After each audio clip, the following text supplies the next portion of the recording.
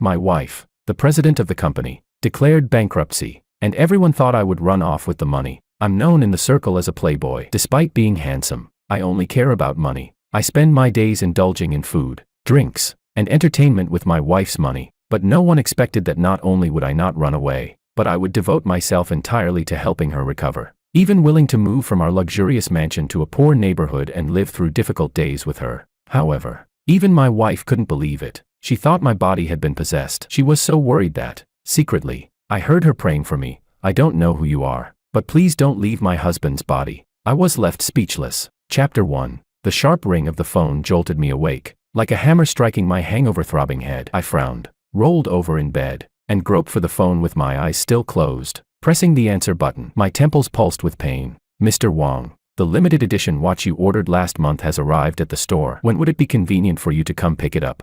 Later, this afternoon, I rasped, my voice hoarse, too irritated to listen any further, and hung up. I buried my face back into the feather pillow. That was the third call of the morning. The first two had been from a haute couture shop reminding me to choose fabrics, and from a car dealer asking about the remaining balance. They never got tired of calling, but I didn't feel like answering. Sunlight streamed in through the window, wrapping my body in a glowing outline. On the nightstand lay several empty wine bottles, and a red Chanel coat was draped over the sofa, a souvenir left by some little influencer from last night. What was her name again? I tried to recall but gave up. It wasn't the first time, and it wouldn't be the last. About 3 hours later, I finally got up, washed my face, and walked into the dressing room. My fingers brushed past 2 full rows of bespoke suits, Brioni, Tom Ford, Zegna.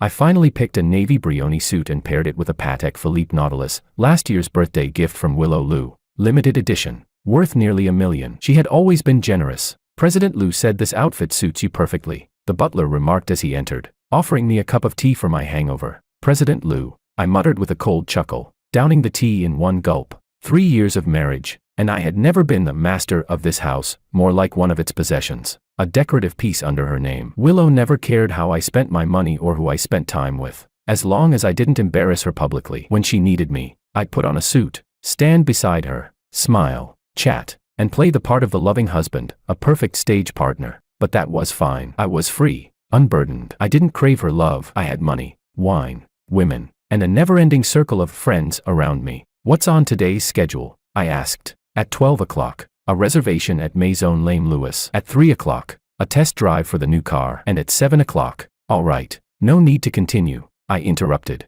raising my hand. No point in memorizing such details, someone would always remind me when the time came. At noon, I sat by the window in Maison Lame Lewis, the sunlight just right. The 2 social media models I'd met the night before were already there, one in a sleeveless top, the other in a short skirt, both heavily made up, exuding a sickly sweet perfume. Mr. Wong, I heard your wife is the president of Lu Group. That's amazing, one of them said, twirling her fingers and brushing my wrist with her bright red nails. I arched an eyebrow, smiling. What, doing background checks on me? Oh, I'm just curious, she giggled, leaning closer. A handsome man like you must be quite popular, right? I didn't answer. I simply raised my hand and called the waiter, ordering a bottle of red wine worth 5 figures. As the black card slid from my wallet, I caught that faint gleam in her eyes she tried to hide. Mr. Wong, this card, the waiter murmured cautiously. I raised an eyebrow. Is there a problem? It seems the credit limit has already. Just swipe it. I cut him off impatiently. Put it on Lu Group's account. As soon as the words left my mouth, the gazes of several men in suits across the restaurant turned toward me, whispering openly, the men that Willow keeps. A spender. I don't know what President Lu sees in him. I acted as if I hadn't heard them and decided to raise my voice even louder. Would you like to go shopping later? I heard Hermes just received a new collection of handbags. The 2 influencers smiled even more sweetly, their perfume enveloping me like thick syrup. I let myself fall into the chair, and in my mind, there was only an empty echo, the sound of the card being swiped, the clinking of wine glasses, and those invisible gazes. Later, I found out that at the same time, on the 38th floor of Lu Group's offices, Willow was bombarded by a call that left her bewildered. Ruefing Bank had frozen the Series B loan, citing issues with the collateral's valuation. She pressed the intercom and, in 15 minutes, summoned all the top executives to the meeting room. I wasn't there, but I knew from scattered fragments the next day that night she remained calm, but tense. At 10 in the evening, I returned home humming a tune, and when I opened the door, I was surprised to see that the living room light was still on. Willow, rarely home this early, was sitting on the sofa in front of her computer, A large stack of documents spread out on the table. Home so early today. I threw my car keys by the door. Sat next to her, the smell of alcohol and perfume mixing on my body. She didn't look up, her fingers typing steadily as she said, "There's a problem at the company." I stretched and yawned before asking, "What kind of problem could be that serious? Let's leave it for tomorrow. Want a drink? I just got a bottle from a friend. George." She closed the computer, looked at me, and said, "The company could go bankrupt." My smile froze. What? Her voice sounded eerily calm. "The funding chain has broken. The bank has pulled the funds, and the suppliers are demanding payment. In the worst case, we could lose everything." The words, "lose everything," hit me like cold water. My mind buzzed. The luxury cars, the brand name watches, the black cards, the parties, the items I picked without a second thought, everything I had treated as air could all disappear in an instant.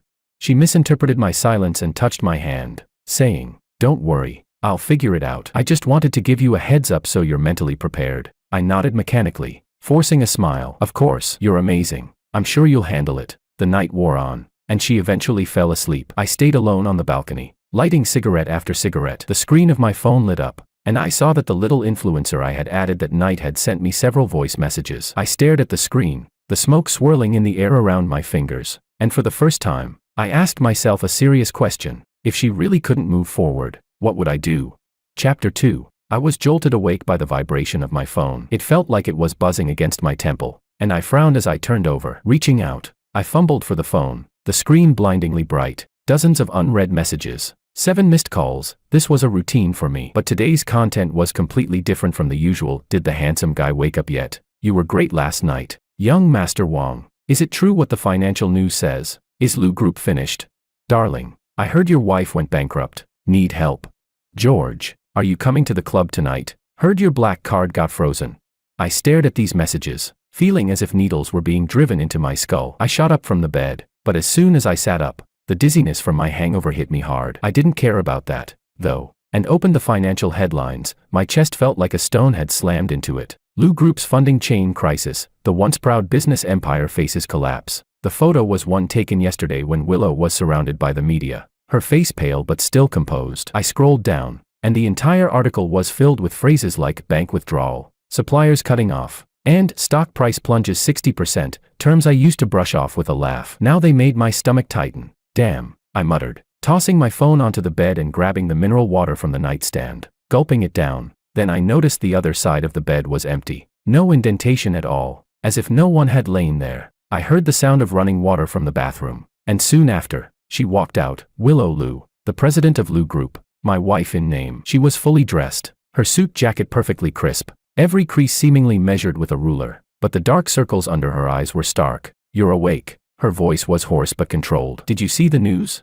I opened my mouth but couldn't find the words. I'd been married to her for 3 years, and I'd never seen her so exhausted. She was always flawless and composed, able to negotiate billion-dollar contracts while still tangled up in bed with me one moment. But now, she was just tired, completely tired. "How bad is it?" I asked. She walked into the closet, pulled out a deep blue silk scarf, and tied it around her neck. Only then did I notice a small bruise on her collarbone, one I didn't even know when she'd gotten. "It's bad," she answered briefly, "but still under control. I'm meeting with some investors today. I might be late." I blurted out, "Do you want me to come with you?" As soon as the words left my mouth, I wanted to slap myself. When had I ever involved myself in her business? I didn't even know which floor her office was on. She never let me interfere. To say something like that at a time like this, how hypocritical. Even I wanted to roll my eyes at myself. Her hand faltered for a second. Then she turned and looked at me. Her expression was unreadable, whether cold, disappointed, or pitying. I couldn't tell. She just said lightly, "No need. You, just rest well." My throat tightened, but I couldn't say anything. Her phone rang. She picked up the call, her tone still calm and efficient. A few sentences later, she ended the call, grabbed her bag, and walked out of the room. I heard her give some instructions to the butler outside the door, muffled and distant, like a gust of wind from afar, sending an inexplicable chill through me. Then the elevator dinged, and the silence returned. I leaned back against the headboard, picked up my phone again, and scrolled through the messages one by one. All kinds of friends seemed to have circled in, like sharks sensing blood in the water. After a moment of hesitation, I sent a few vague responses to the lovers I knew best. "The situation is complicated. Let's talk later. The media is exaggerating. Don't worry, we'll talk tonight." I dialed a familiar number, my tone casual as I spoke. "Hello, Mrs. Mu. It's me, George. Got time for lunch at noon. Just the two of us. At 12:30, I sat in a private room at a classic French restaurant on the Bund. Across from me sat Mrs. Mu, a real estate mogul's widow, worth over $1 billion. And once, before I met Willow, my most reliable sugar mama, she was dressed in a champagne-colored silk suit, her skin flawlessly maintained, red lips bright, and the Bulgari ring on her hand sparkled under the sunlight. George, it's been so long since you contacted me, she said, her hand covering mine, her trademark bright red nail polish still in place. I heard you got married. To the president of Lou Group.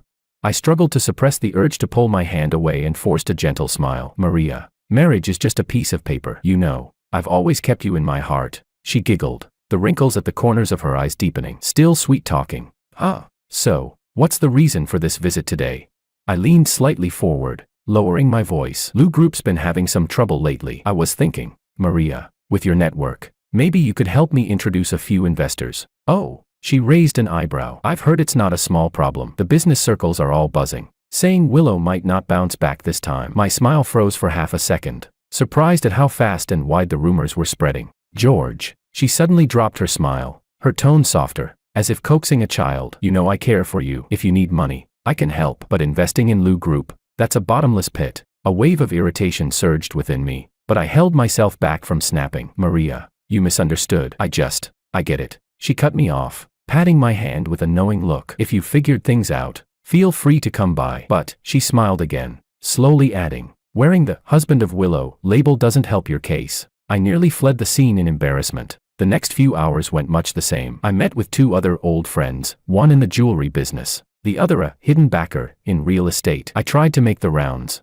hoping for a chance to pull in some collaborations. The result was the same. Favors could be done, money could be offered, but investing in Lou Group, no way. Even more ironically, they outright asked when I planned to become single again. In the evening, I sat alone at an old bar in the city center. 3 empty glasses in front of me. The bartender, tactfully quiet, refilled my 4th glass of whiskey. I downed half of it, feeling like there was a fire burning in my stomach. George, drinking alone.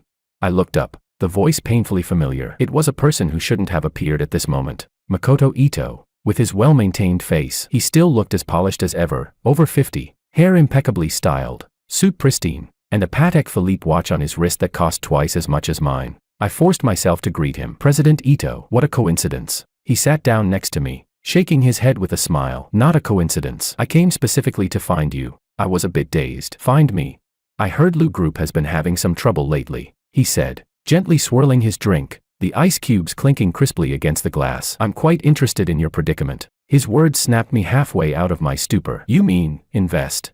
Makoto smiled faintly, but there was a sense of certainty in his voice. It's not just an investment. I can take over Lou's debt completely, inject capital for restructuring, and keep Willow as the CEO. Of course, the decision-making power will rest with me. I frowned. She won't agree to that. That's why I need you to persuade her. He handed me a napkin with an astronomical figure written on it. If you help me seal the deal, this money is yours. I stared at the number, my heart racing. This amount of money, it would be enough for me to live a carefree life for years, even without Willow. But I still asked the question I had been holding back. Why? Why are you so interested in Lou Group?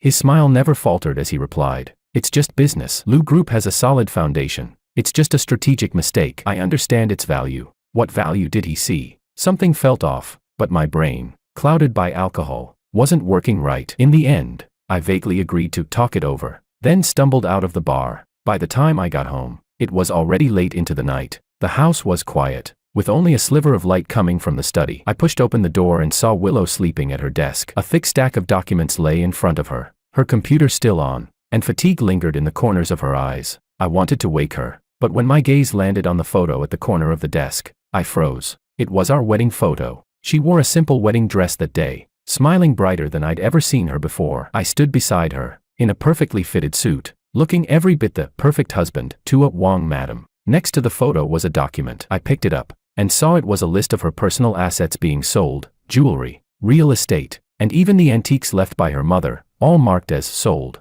I knew what those antiques meant to her. They were the only things her mother had left her. She never let anyone touch them. Not even when we moved. She packed them up herself. Now, she had sold them. Willow hummed softly in her sleep, and I noticed her eyelashes were wet. I stood there frozen, feeling as though something heavy had struck me in the chest. What have I done today?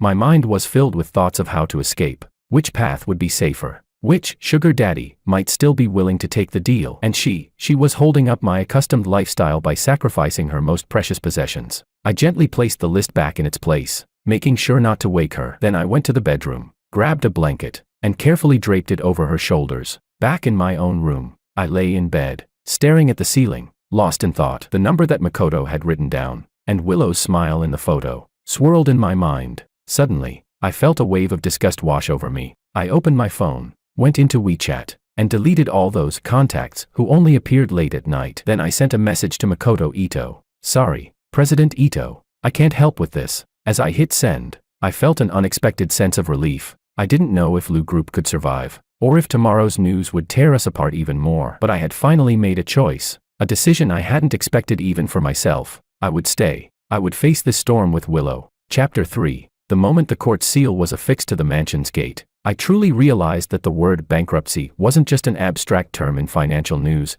it was a heavy hammer that could land right on your head. I stood at the door, watching a few court officers rummaging through the living room, inventorying everything as though the homeowners didn't even exist. One of them, a middle-aged officer with a greasy face and a thick layer of fat, waved me aside with a scowl. Stay back. Don't interfere with the proceedings. I swallowed my anger, my gaze falling on the Aston Martin in the garage. Are you taking this one too? I raised my voice, pointing at my favorite limited edition car. This is mine. It's registered under Willow's name, so it's getting seized. He answered without looking up. But it's mine. George. Willow's soft voice interrupted me. She pulled on my wrist, her voice barely audible in the wind. Let them take it. I turned to look at her, but I couldn't bring myself to argue any further. She looked utterly drained, her face pale and haunting, dark circles under her eyes, lips cracked and dry. She was wearing the simplest of outfits, a white shirt and black trousers. Her usual jewelry was nowhere to be seen. I knew those things had already been sold to cover debts. I wanted to say something, like, "Are you okay?" But the words wouldn't come out. None of us were okay. How could I comfort her when I couldn't even comfort myself? The sports car was driven away, the roar of the engine sounding like a cruel mockery. Watching its taillights fade, I felt a sense of utter humiliation. George. Her voice broke through my thoughts. Pack your things. We have to move out tonight. Move where? She hesitated before answering. I bought a small apartment in the old district when I was in college. It's not in the company's name. I froze for a moment. She had never mentioned it before. She had a backup plan all along. After 3 years of marriage, I suddenly realized how little I actually knew about her. 2 hours later, I stood by the elevator, dragging 2 suitcases, everything of value I could take, a few clothes, some watches, and personal items. The limited edition watches were well hidden, and she hadn't seen them. I had no intention of telling her about them. I glanced back at the familiar mansion. The luxurious life that once seemed so real now felt like a distant dream. This moment, however, was the only thing that felt real. I knew I might never return here. She only had a small carry-on suitcase, looking lighter than mine. Let's go. She pressed the elevator button, her tone flat. Just before the doors closed, I saw the butler, old Chan, standing at the door, his eyes filled with a complex emotion. It seemed like he wanted to say something, but nothing came out. I wasn't sure if I should say goodbye. Her old district apartment was nothing like I imagined. The hallway reeked of a mix of oil fumes and mildew, and my leather shoes made a soft, uncomfortable sound as they hit the yellowing carpet. There was no elevator, so we climbed 5 flights of stairs, and I nearly couldn't catch my breath by the time we reached the top. This is it. She pulled out a key and opened a battered green iron door. When I walked inside, I was stunned. This place, it was so small. 1 bedroom and 1 living room. Probably not even 50 square meters. The living room had poor lighting. The wallpaper was yellowed, and there was a water stain in the corner. Without thinking, I blurted, "Can anyone even live here?" She paused for a moment but didn't get angry. She simply said, "Better than sleeping on the street." I tossed my carry-on bag in the corner and collapsed onto the couch. The springs in the broken sofa dug into my back, making me wince. Irritated, I yanked off my tie and couldn't help but ask, "What are we supposed to do now?" Willow had already opened her laptop and was typing rapidly, looking calm as if nothing had happened. "I'm contacting a few investors," she said evenly. "I've got a new project." "A new project?" I interrupted, my voice rising several octaves. "The company just went bankrupt, and you're thinking of starting a new project? We're about to lose our place to live." She looked up at me with an emotionless gaze, her tone steady. "Precisely because of this, we need to stand up quickly. I've already had the lawyers begin the bankruptcy procedures, but we need a source of income." I jumped up from the couch, pacing back and forth in the cramped living room like a caged animal. "A source of income?" I scoffed. "I don't even have a car left. Do you know what people are saying about me out there? They're just waiting for me to fail." The myth of George relying on his wife is gone. And they're probably making videos to upload to trending now. She didn't respond right away. Just when I was about to explode, she looked up at me, her gaze as cold as a blade. That's exactly why you should prove them wrong. Prove? I scoffed, feeling like I was hearing a joke. You think everyone can be like you, cold and emotionless, working without a care? You think anyone can go bankrupt and still talk about new projects? You're not human, you're a machine.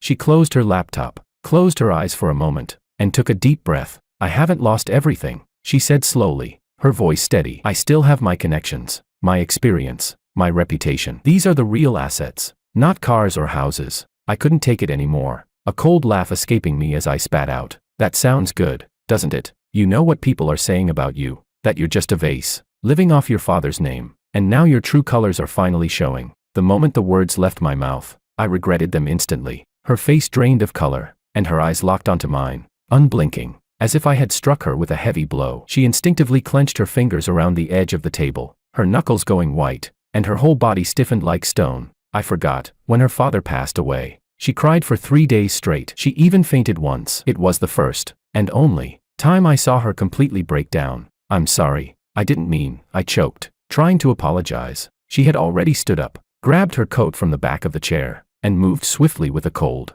precise motion. I'm going out for some air, she said, her voice hoarse but still trying to maintain composure. You should calm down. The door shut quietly, but it felt like a slap to my face. I grabbed the glass cup on the coffee table, raising it in anger, but stopped at the last second. It was a cheap cup, worth only $10 from the supermarket. If I broke it, I'd be the one paying for it. I slowly set the cup down, slumping back into the sofa, my hands pressing hard into my face. I didn't know how everything had turned out this way. Just a week ago, I was the son-in-law of the Liu family, the envy of everyone in my social circle, living the dream life with my limited edition sports car, custom-made suits, and limitless black cards. Now, I sat in this moldy little apartment, unsure if I could even afford to break a cup. My phone buzzed again. It was a message from the club manager, young Master Wang. Heard you're down on your luck. Want to come have a drink? It's on me. I stared at the message, the bitter taste of frustration filling my mouth. The gloating tone was unmistakable. I angrily turned off my phone and threw it to the other side of the sofa. I knew they were all watching now, waiting to see if I would grovel and beg for their help, if I would crawl back on my knees, pleading for their charity. The sky had turned completely dark, and Willow still hadn't returned. I couldn't sit still anymore. I reopened my phone, seeing a flood of unread messages and missed calls, all asking about the bankruptcy. I swiped through the notifications in irritation, finally dialing her number. No answer. I grabbed my coat and rushed out, forgetting to even put on my shoes properly. The night air hit my face, cold and crisp, carrying with it a hint of panic that I couldn't quite explain. I didn't know where she had gone or if I'd even find her, but I couldn't stay in that moldy apartment, pretending nothing had happened. The streets of the old district were narrow, the faded signs, the yellowed streetlights, and the noise from the apartments above all felt like a different world compared to the high-end neighborhood I was used to. I didn't belong here, at least. I didn't think I did. As I turned a corner, I spotted a familiar silhouette through the window of a cafe. She was sitting there, still as focused as ever, surrounded by a pile of documents with a laptop in front of her. The light from the cafe illuminated her face,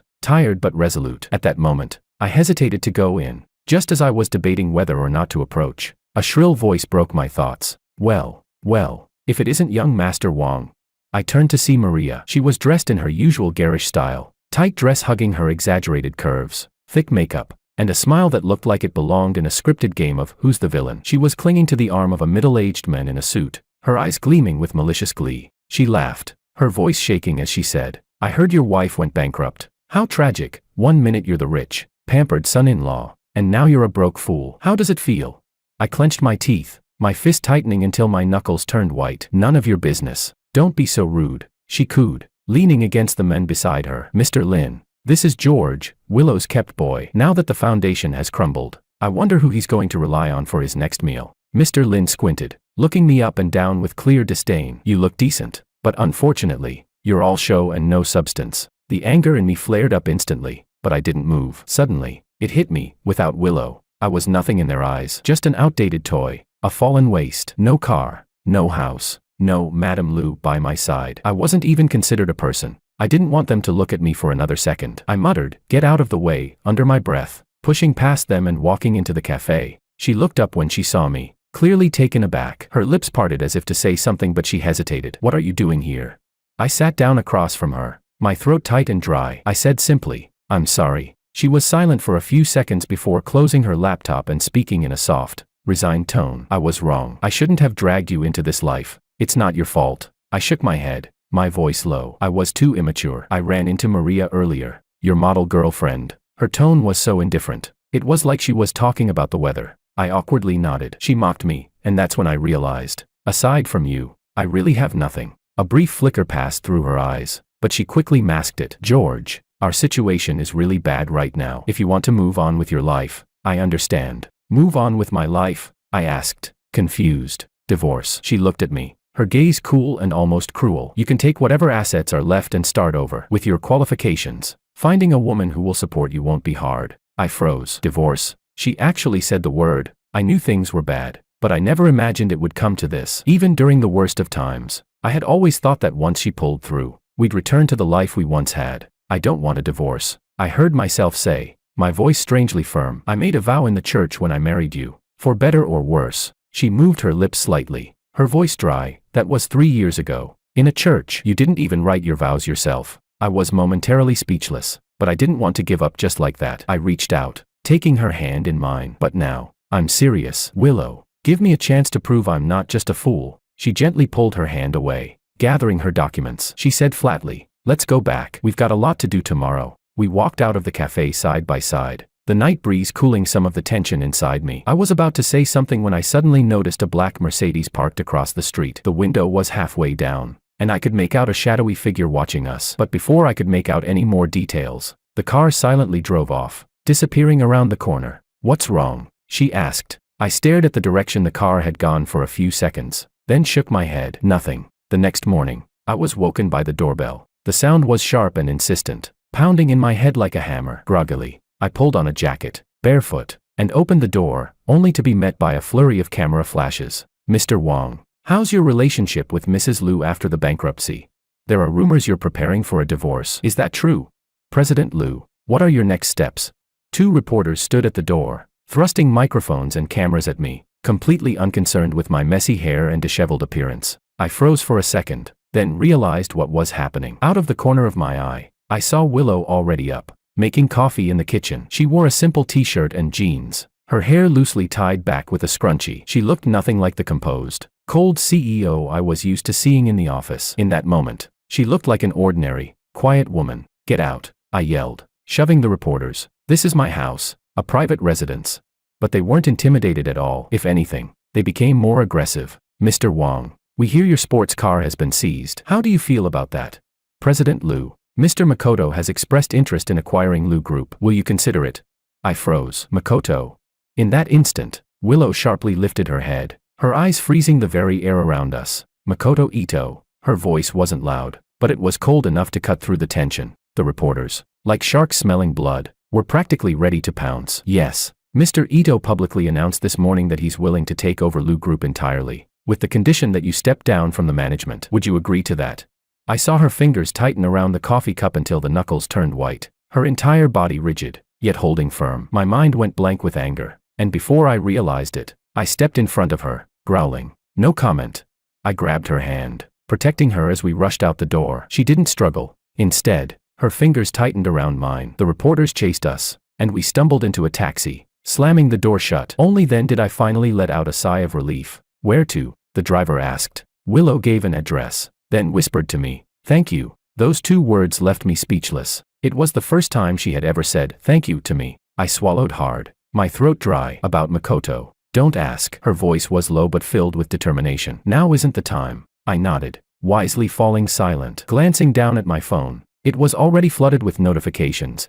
#Liu Group bankruptcy, #couple spotted, #George protecting wife, #Willow's downfall. I clicked on the trending photo, the one snapped as we rushed out of the crowd of reporters. In the photo, I was tightly holding onto Willow, my face dark but resolute, while she looked up at me, her expression a mix of surprise and something else. I never thought I'd be trending for protecting my wife. "What are you looking at so intently?" Willow asked. I handed her the phone. "We're trending." She took a glance, her expression neutral as she said, "At least this picture isn't bad." I smiled. It was the first time in days that I smiled with genuine warmth. In that moment, I suddenly realized that losing the cars, the house, the black cards, might not be such a bad thing. Perhaps This was my chance to rediscover myself, not as the idol, Mr. Willow, but as a man who could stand in front of her, holding her hand when it truly mattered. The taxi drove through the streets, heading toward the city center. The sunlight streamed through the window, casting a warm glow on our shoulders as we sat side by side. It felt like the beginning of something new. Chapter 4. Rain lashed against the window, dense and suffocating in its rhythm. I stood in the small, dim kitchen, staring blankly at the pot bubbling on the stove. This was my third attempt at making porridge. The first two either burned or turned into rice soup because I added too much water. Now, this one was about to boil over, and I still couldn't even hold the ladle properly. Steam rose from the pot lid, blurring my vision, while the aroma of rice spread through the shabby little kitchen. Unexpectedly, it felt a bit warm. A flash of lightning split the sky outside, flooding the kitchen with a ghastly white light. I glanced at the clock, 10:30 p.m. Willow still hadn't come back. Ever since we moved here, she'd been working late almost every night. I knew she didn't want me to see her when she was barely holding it together. My phone buzzed. I pulled it out instinctively. A text from an unknown number popped up. "How's President Lou lately? Heard she had a mental breakdown." I didn't even bother to look twice before deleting it. That was the fifth one today. Ever since the Lou Corporation's bankruptcy became public, all sorts of vultures had appeared, sniffing around for blood, eager to watch us fall apart. The porridge started sticking to the pot. I scrambled to turn off the heat and nearly burned my hand on the steam. I let out a bitter laugh. 3 months ago, I was still mocking others in a 5-star presidential suite for being too slow at opening champagne. And now, I couldn't even cook a pot of porridge right. Just as my thoughts began to spiral, the door lock clicked. I quickly set down the ladle and rushed to the entryway. She was back. She was drenched, like she'd been pulled from a river. Her long hair clung to her face. Her shirt stuck to her narrow shoulders. Her lips were pale with a tinge of sickly blue. "What happened to you? Did you walk through the rain? Why didn't you take a cab?" I took her dripping briefcase from her and started taking off my jacket to wrap around her shoulders. She shook her head, her voice so hoarse it was barely audible. "Saved the money, walked from the bus stop." The next moment, her legs gave out, and she collapsed forward. I caught her by reflex. Her forehead pressed against my shoulder, and the feverish heat burned right through my shirt and into my chest. "You've got a fever." Before I could say more, she tried to protest weakly. "I'm fine. I still have a project to revise. Don't move." My tone was harsher than I'd ever used before as I forced her to sit down on the sofa. I rummaged through every drawer until I finally found a mercury thermometer in a small first aid box. She didn't resist, just obediently held it under her tongue, her eyes unfocused, her damp eyelashes sticking together, fragile against her skin. 5 minutes later, I lifted the thermometer toward the light. 39.5 degrees Celsius. I sucked in a sharp breath and swore under it. "Damn it, are you insane? You're burning up and still thinking about work." Her eyes stayed closed, her voice barely a whisper. "Tomorrow, I have to meet the investors." "The hell you do," I snapped, my voice rising louder than I'd intended. She just shook her head faintly, as if she were used to this. "No hospital, just some medicine." "I've had this before." I froze. Before? Then it hit me. We'd been married for 3 years, and I'd never once seen her sick. I had no idea how she'd endured all this before I came along. I gave in with a sigh, went to the wardrobe, and pulled out one of my t-shirts and a pair of sweatpants. Kneeling in front of her, I said softly, "At least change out of those wet clothes. Can you manage on your own?" She nodded, took the clothes from me, and staggered toward the bathroom. I followed her out of worry, but before I could even take a step, there was a dull thud. "Willow."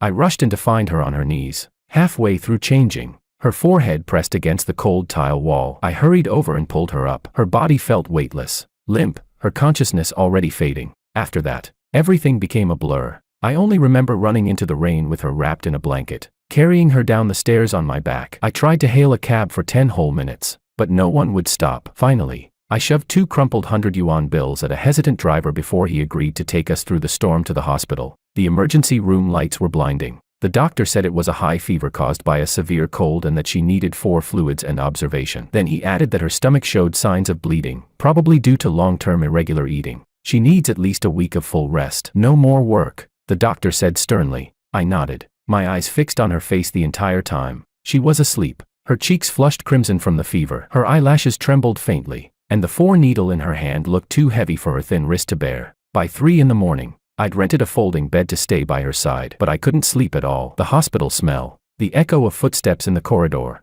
the occasional groan from patients, it all made the world feel unbearably cold. I turned over to look at her peaceful face and noticed for the first time that there was a tiny mole beneath her right eye, something makeup had always hidden before. She wasn't wearing lipstick. Her lips were cracked and dry, making her look so exhausted. I gently took her hand in mine, cold, fragile. This was the same hand that had signed multi-million-dollar contracts, that had once held up the entire Lou Corporation. Now, it didn't even have the strength to hold a glass of water. "What have you gone through?" I muttered hoarsely, my throat tight and eyes burning. By dawn, she woke up. Her eyes fluttered open, scanning the unfamiliar room until they landed on my face. For a second, my heartbeat raced faster than it had the night of her fever. "George." I immediately sat up. "You're awake. How do you feel?" I pressed the back of my hand to her forehead. "It's gone down a lot.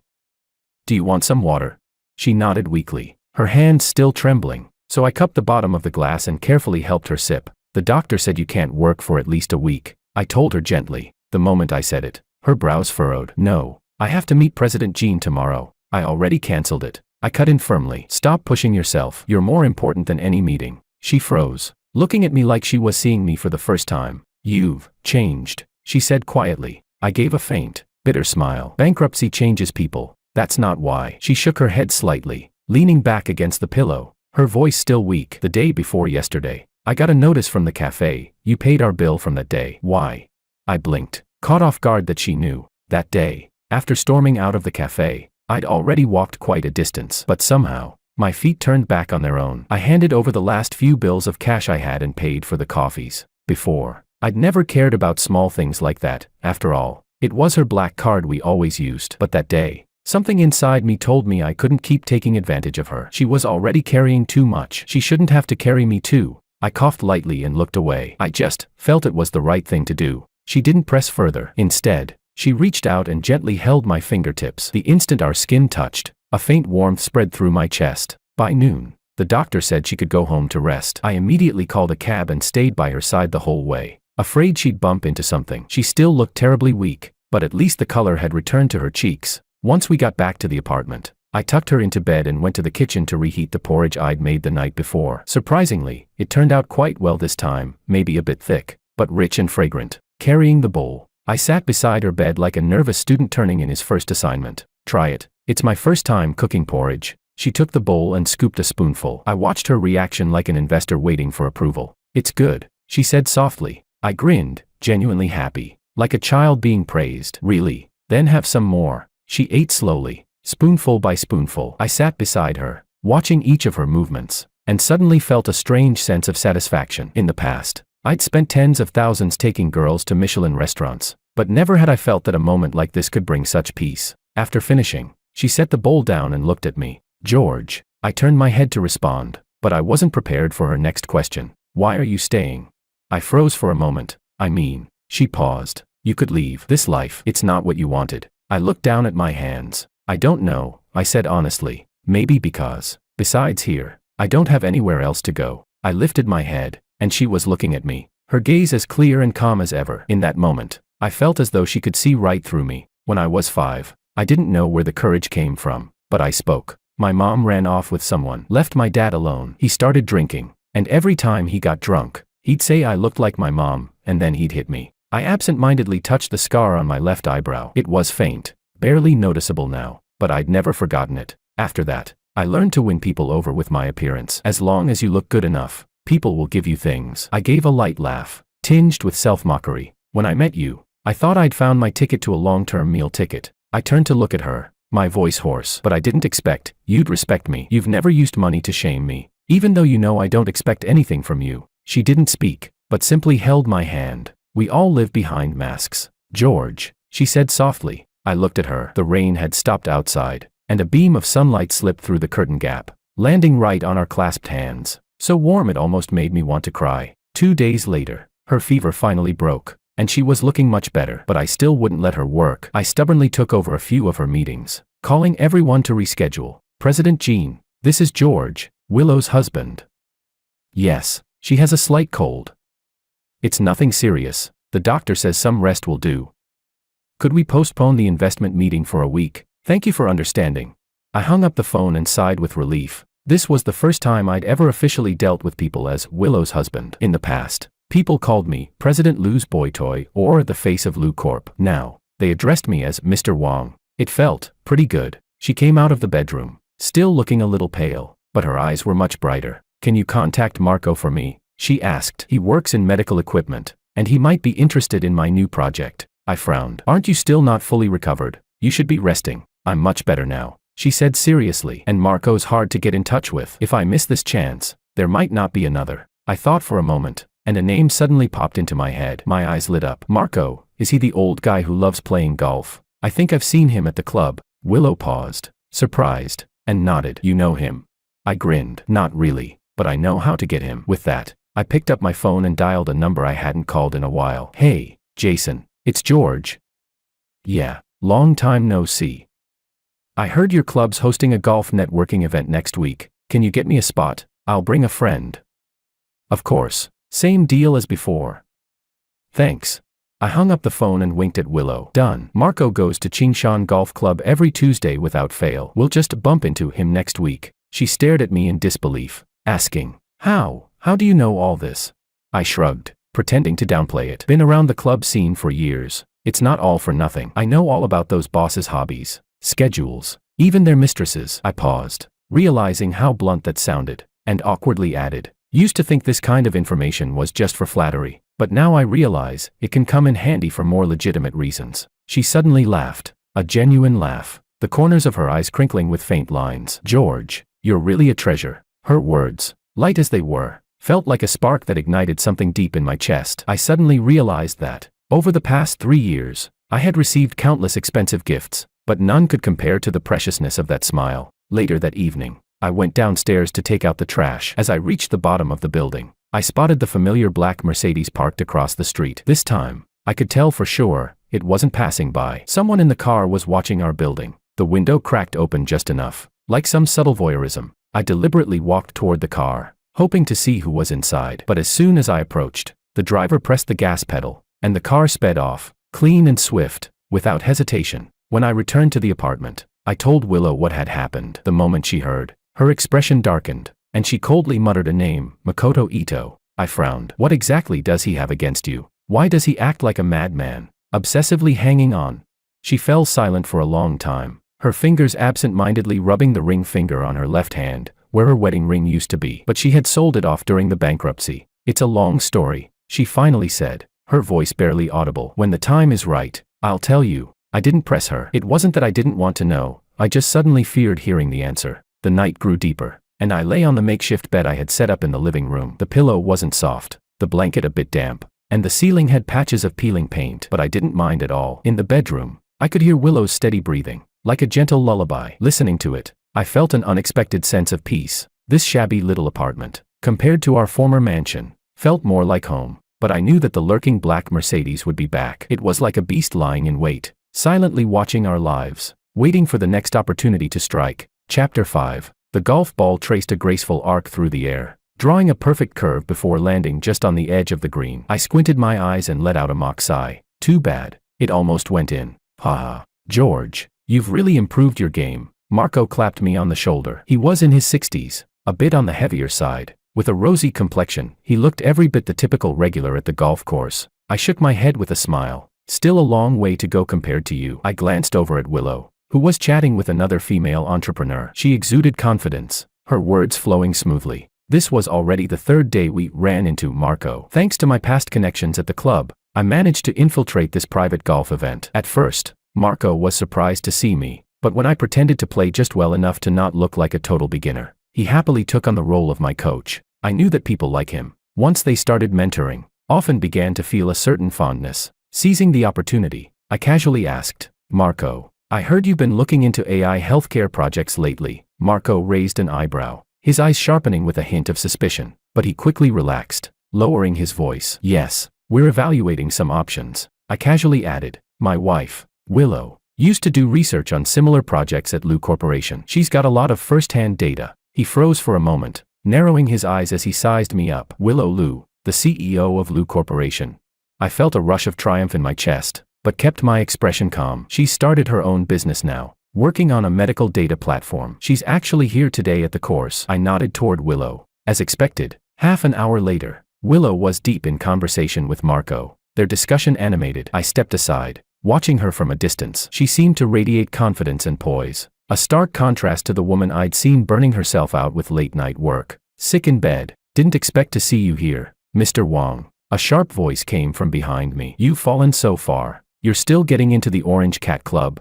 I turned around and instantly recognized him, Martin, Makoto's right-hand man. Slick back hair, perfectly tailored suit, and the flashy Richard Mille on his wrist. Everything about him screamed, I'm doing better than you. I smirked. Mr. Martin, long time no see. He scanned me up and down, his disdain unapologetically written on his face. I heard you moved into some rundown apartment in the old part of town. So, you're here today hoping to land a big catch and make a comeback.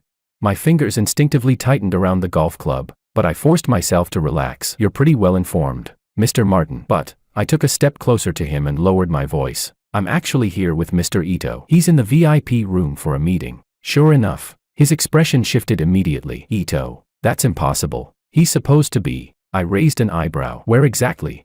A flicker of unease crossed his face as he realized he might have let something slip. He immediately stopped smiling and coldly replied, Are you trying to fish for information? I shrugged, pretending to be unconcerned. Just a casual question. Oh, and please say hello to Mr. Ito for me. Tell him the Liu family still remembers him. The moment those words left my mouth, Martin's face stiffened as though he'd been slapped. He paused for a second, as if I'd hit a nerve, before muttering a quick, excuse me, and walking away with brisk steps. Watching him leave, I felt a knot tighten in my chest. His reaction, it was too off. Later that evening, after the gathering ended, Willow and I got into a cab together. She looked in good spirits. Marco had shown clear interest in her project and had even set up a meeting for next week. Everything went really well today, she said as she fastened her seatbelt and turned to smile at me. There was a rare ease in her expression. Thank you, George. But my mind was still stuck on Martin's twisted expression from earlier. Her words barely registered, and I only muttered a distracted, What's wrong? She asked almost immediately. Her tone was gentle, but that sharp intuition of hers never missed a thing. I hesitated for a moment, then decided to tell her. I ran into Martin, Makoto's right-hand man. I mentioned something on purpose. Said,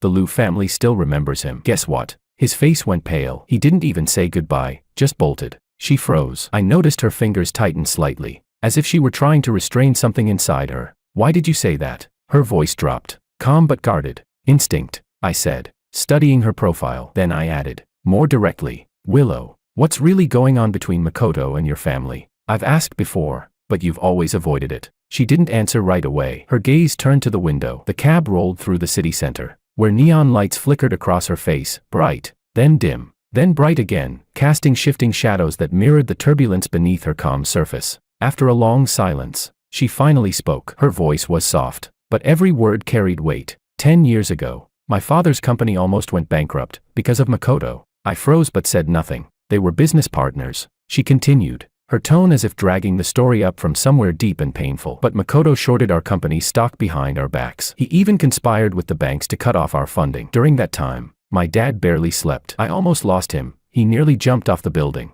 My chest tightened as I looked at her. We'd been married 3 years, yet she'd never told me any of this. Later, he pulled through, took out a loan from loan sharks, saved the company after restructuring and renaming. That's how Liu Corporation was born. Her voice grew hoarse as she lowered her head, staring at her intertwined fingers. Then, a few years later, Makoto's company got caught in a financial scandal. He was kicked out by his board. He's believed ever since that my father was the one who betrayed him. I hesitated, then asked quietly, was it him? Did your father really do it? She stayed silent for a while, then slowly shook her head. He never admitted it. But the truth? I honestly don't know. Something clicked in my mind. Wait, you said that was 10 years ago. That would have been 2013, Willow said with a faint nod. Her face was composed, as if she were telling someone else's story. My senior year in college. That year, my dad's hair turned white overnight. I gave up my scholarship to study abroad and went straight into the company to help him. She smiled then, but the smile didn't reach her eyes. So this bankruptcy, it's not the first time I've watched everything collapse. My throat tightened, as though something heavy had struck me in the chest. In that instant, I finally understood why Willow could remain calm amid disaster, why she never cried, never raged, never cursed fate, because she had already walked through hell once before, and I, her husband, had known nothing. Makoto's after you now, for revenge? I asked. Partly, Willow said, her voice barely above a whisper. But there's another reason. He wants the algorithm my father developed. I froze. You mean the one your new startup is built on? She nodded. It's Liu Corporation's most valuable asset. Even during the bankruptcy liquidation, I did everything I could to keep it. Makoto knows that with it, I can rebuild. So he's working behind the scenes, spreading rumors that I've had a mental breakdown to scare off investors, while sending people to keep tabs on me. The traffic light turned red, and the taxi slowed to a stop. We both turned toward the window. On the massive LED screen outside the financial center, Makoto's face appeared, sharp suit, confident smile, looking every bit the man in control of the world. Neither of us spoke, but the air between us turned to ice. When we got home, I made 2 bowls of instant noodles. Ridiculous. Really, probably the only dish I'd learned to make lately. Willow was still lost in thought, absently stirring her noodles, unaware that I'd quietly gone easy on the seasoning. Her stomach was still weak. The doctor had warned us. Willow, I began carefully, have you ever considered that the Lu Corporation's collapse might not have been just bad market timing? She lifted her head sharply, her eyes flashing. What do you mean? It was all too convenient. I set down my chopsticks, speaking calmer than I felt. Right after I refused to help Makoto pull strings, the bank suddenly withdrew the loans. Then, one after another, the suppliers started calling in debts, flooding us with pressure. The whole chain reaction, it felt planned. Her expression grew sharper, the light in her eyes shifting, like something deep inside her had just caught fire. You're saying Makoto orchestrated it?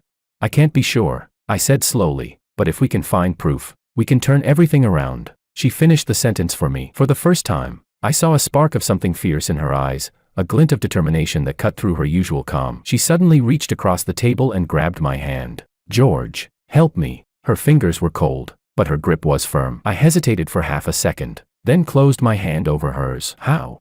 I need to get close to him. Her gaze locked onto mine. He's wary of me, but not of you. You used to move in his circles. You know Martin. You understand how those private networks work, the clubs, the whispers. You can talk to people I can't reach. I raised a brow. So you want me to be a corporate spy?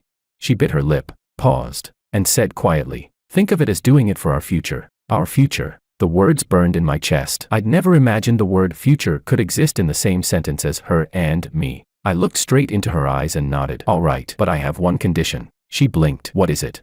You're going to teach me, I said firmly. Teach me business, projects, data, financial reports. I don't want to live off my looks anymore. She was stunned for a moment, then smiled. Pride and tenderness mingled in her expression. Deal, she said softly. The following days felt like I had completely transformed. I began showing up at various social events, reconnecting with circles I had once frequented. On the outside, people still thought of me as the same charming Keptman, the one who lived off his connections with the Lu family, the same Wang Xiaoye who enjoyed a lavish lifestyle. But only Willow and I knew that every drink I raised, every casual greeting, every round of cards, I was just laying the groundwork to gather crucial information. When I got home at night, I sat at the dining table and shared every fragment of information I'd gathered from Martin. From the booze-fueled gatherings, from the club security guards. Martin says Makoto has been flying to Hong Kong a lot lately, always using a private channel without his assistant. He also mentioned that the third quarter profit showed a huge increase, but the main business revenue dropped, and the numbers don't add up.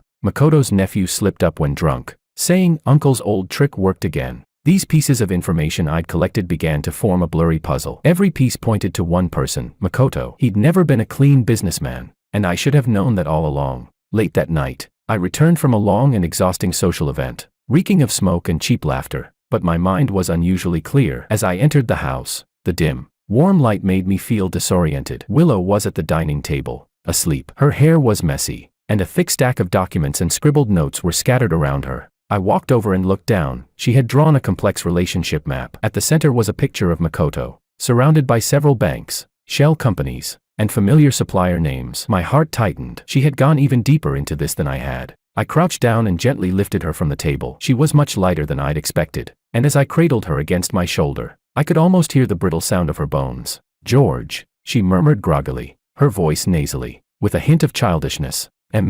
Go back to sleep, I whispered, carrying her to the bedroom and carefully laying her on the bed. But she didn't let go. Instead, she wrapped her arms tightly around my neck and whispered softly, cold. I froze, my whole body going rigid. Her face was so close to mine that I could see the slight trembling of her eyelashes and smell the faint citrus scent in her hair. In that moment, I almost forgot what we were fighting against. Forgot about the bankruptcy, the surveillance, the media, the coldness of people's hearts. All I knew was that she was in my arms, soft, warm, and mine. I slowly laid down beside her, pulling her close. She didn't resist. Instead, she leaned into me, and we silently embraced in the darkness, only the sound of our breathing filling the room. I found something, I said hoarsely, breaking the silence. Makoto is likely manipulating several key suppliers through his shell companies to orchestrate a squeeze on Lu Corporation. I could feel her body tense up instantly. Are you sure? I sighed. Not enough. The evidence is too thin. We need to dig deeper. She didn't respond immediately. I thought she was going to fall back into her usual calm, analytical silence, but instead, she suddenly rolled over, moved closer, and, almost tentatively, pressed a kiss to my lips. That kiss was as light as a feather, yet it stirred a storm within me. "Thank you," she whispered. I didn't know exactly what she was thanking me for. Was it for gathering the information, for staying up all night trying to piece the truth together, or was it simply for being here with her, silently holding her as we walked this thorny path together? I didn't ask. I just held her tighter. At that moment, I'd never been more certain she was no longer just the icy CEO of Lou Corporation, a symbol in the business world, the woman who once felt so distant and untouchable. She was my wife, and I was the only person she could rely on right now. Outside, I heard the sound of tires grinding against the asphalt. Without needing to look, I knew the black Mercedes had arrived again. The guy was like a greedy vulture, watching us from below, waiting for us to make a mistake, waiting to pounce. But what he didn't know was that we weren't the same estranged couple we once were. We were now comrades in arms, the strongest of allies in the storm. Chapter 6. Congratulations, President Lou. We've decided to invest in your project. President Gene smiled as he extended his hand to Willow. I stood behind her, just a step away, and clearly saw her fingers tremble. From moving into that cramped little apartment to today, securing the first round of funding, we had held on for 3 months. Willow had worked until the early hours for 92 consecutive days, and I had sat at the conference table for the first time as her assistant, dressed in a rented suit, clutching the materials I had prepared all week. I knew every page by heart. I could even recite the key data in my sleep. "Thank you all for your trust," she said, her voice clear and firm. "Medical data analysis is the blue ocean of the next decade. I won't disappoint you." She said it so calmly, but only I knew what she had been through to get here. Once outside the building, the sun was shining brightly. Willow walked ahead of me, her steps lighter than before. The sunlight hit her face, her features almost translucent in the glow. She had lost so much weight, her suit jacket hanging loosely around her. I suddenly felt a pang of sympathy and almost reached out to steady her, but hesitated. It wasn't until we got in the car, and she grabbed my arm, that I noticed she was smiling like a little girl. We did it. First round of funding, 20 million. Her eyes sparkled like they were about to shine, enough to launch the project. I laughed with her, like we just won a hard-fought battle. "You're amazing, Willow. I knew you could do it." "It's we," she corrected me, gently pinching my arm. "Without you helping me with the connections, doing the research, and keeping an eye on Martin, I never could have gotten the investment this fast." "We," I repeated, savoring the word, my heart warming. "By the way," she said, flipping through her papers, "there's a cocktail party after the signing ceremony next week. You'll need to prepare for that." "No problem." I glanced at her as I started the car. "But before that, you need to see a doctor." She frowned in confusion. "What doctor?" "Stop pretending," I said, pointing to her stomach. "This week, I've woken up 3 times in the middle of the night to find you throwing up in the bathroom. Your stomach pains are happening more often." She turned her head away. "It's just stress." I didn't back down. "Either you go to the hospital tomorrow, or I'll carry you there myself." She was clearly taken aback by my tone. This was probably the first time I had spoken to her with such unwavering authority. She looked at me for a while, then whispered, "Tomorrow afternoon. I have a half-hour window." I nodded. "Deal." The next day, I arrived 20 minutes early and waited downstairs in her office building. When she came down, she looked worse than yesterday, dark circles under her eyes, her lips pale as paper. "You stayed up again." I frowned. She weakly waved her hand. "Just revising some proposals." Before she could finish, she suddenly bent forward, clutching her stomach. Without thinking, I flagged down a taxi, hurriedly put her inside, and rushed to the city center hospital. The scent of disinfectant was strong in the air as I helped her into the gastroenterology department. She was still putting up a brave front, walking stiffly as if she wouldn't allow herself to show weakness. Director Justin, an old friend of her father's, helped us bypass the regular queues and get an emergency appointment. After listening to her symptoms, he furrowed his brow. "We need to do a gastroscopy first." I knew it wasn't a comfortable test, but I hadn't expected the process to be so difficult for me. I stood outside the examination room, watching through the glass as Willow lay on the bed while the doctor inserted that long, thin tube down her throat. Her fingers gripped the sheets so tightly that her knuckles turned white. Her face was pale, and tears welled in the corners of her eyes. In that moment, I wished I could take her place, take that pain for her. When the test was finally over, she leaned against me as we walked out, her entire body limp. I helped her sit down and rushed to buy 2 cups of hot tea. When I returned, she was resting with her eyes closed, her face carrying an exhaustion that didn't belong to her, the kind that came from somewhere deep inside, beyond strength or will. "Thank you," she murmured as she took the cup, her fingers icy cold. Half an hour later, we were called back into the doctor's office. The doctor's face was grave. A thick report spread across his desk. In that instant, my heart began to sink. "Miss Liu," Director Justin said, his tone heavy, "the results show you have a gastric ulcer about 2 centimeters wide. The edges are irregular." His words hit me like a blunt strike to the head. "We'll need to wait 3 days for the biopsy. But from my experience, it's very likely early-stage stomach cancer." I froze completely. I heard Willow draw in a sharp breath. Out of the corner of my eye, I saw her fingers tighten on her knees. But she didn't say a word. Her face remained calm, too calm, chillingly calm. "Are you sure?" she asked, her voice steady, almost unnaturally so. "About an 80% chance." Justin sighed. "You've had poor eating habits, high stress, and a family history." "Family history?" I asked hoarsely, my throat dry. "What do you mean?" "My mother died of stomach cancer," Willow said softly. "When I was 12, I didn't know what to say. It felt like someone had poured a bucket of ice water into my chest. After all these years, I realized I'd never really known her. She'd always seemed so composed, so rational, so indestructible, and I'd never seen what kind of pain that armor was hiding. The good news is that it was caught early." Justin added quickly, "The cure rate is high, but you'll need to schedule surgery and follow-up treatment as soon as possible." When we left the consultation room, she walked fast. Too fast. I nearly had to jog to keep up. At the hospital entrance, she flagged down a taxi and gave the driver her company's address. "The office." I stared at her, disbelieving. "Now, you should go home and rest."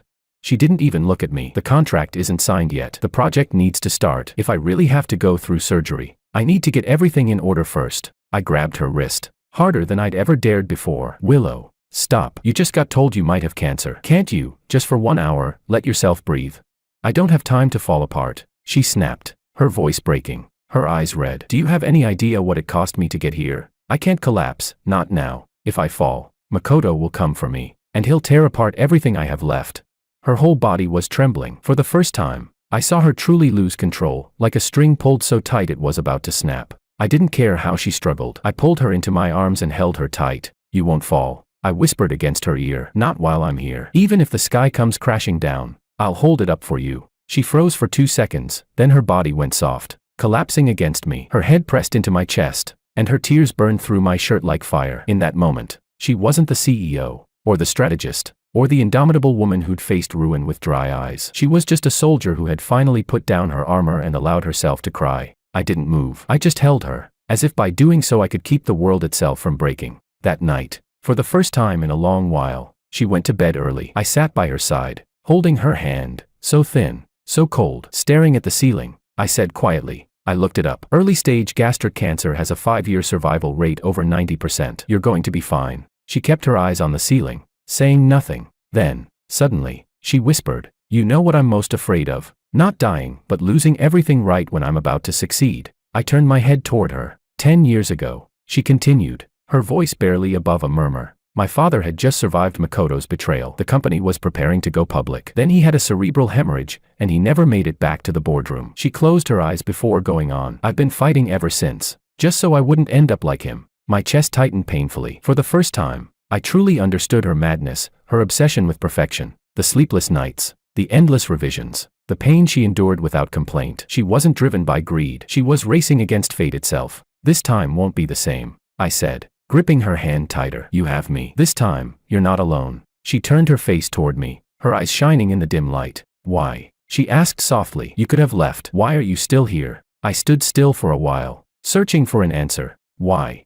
At first, it was because I had nowhere else to go. Later, it was out of guilt, watching her hold herself together. Then, I saw her secretly throwing up blood after a late-night fever, hiding in the bathroom without making a sound. She had always been struggling, never asking for my help, but I began to care about everything she did, the way she looked at things, the way her shoulders tensed, how she quietly rubbed her stomach while eating. She made me want to be someone she could rely on. Because, I looked at her, speaking slowly, I want to see how far we can go together. The day the test results came back, I sat with Willow in the doctor's office, listening to Director Justin speak in his usual calm tone. The biopsy results came back. "It's early-stage stomach cancer," he said. It felt like I'd been punched in the chest. I had prepared myself for this, but hearing it out loud, my mind went blank. The surgery was scheduled for a week later. For the next 7 days, Willow seemed like a person possessed, obsessively arranging every detail for the project's launch. I had never seen anyone push themselves so relentlessly, like she was trying to finish everything perfectly in the time she had left. And for the first time, I took something seriously myself.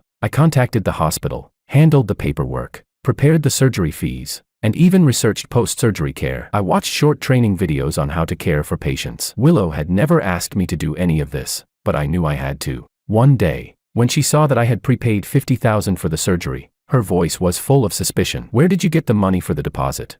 I shrugged. "Sold a few watches." She paused for a moment. "Those watches were the most precious things I owned. Things I'd rather have borrowed money than sold." "Don't make that face." I squeezed her cheek gently. "I don't have many occasions to wear them anymore. Selling them actually feels a little freeing." The night before the surgery, she finally allowed herself to rest. We sat on the small apartment balcony, the May evening breeze carrying the scent of flowers. The distant neon lights flickered on and off, and for a moment, I almost wanted to convince myself that everything was just as it should be. She suddenly spoke. "I made a list." "A list?" I turned to look at her. "If..." She lowered her head and pulled out a piece of paper. "If the surgery doesn't go well, this is a list of the company's resources, contacts, passwords. You'll need it later." My chest tightened. I pushed the paper back into her hands. "I don't need this. You said you'd handle the company. You're going to recover, remember?"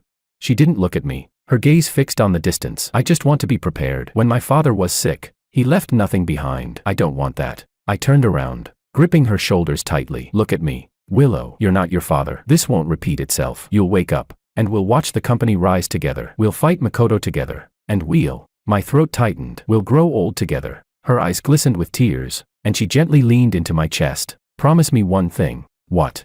"If tomorrow, after the surgery, the doctor tells you the results are bad, don't hide it from me. I want to know the truth." I nodded, pulling her closer. "I promise." The surgery lasted 4 hours. I waited outside, pacing back and forth, drinking 6 cups of undrinkable coffee. Every second felt like torture, like a question I couldn't answer. If something happened to her, what would I do?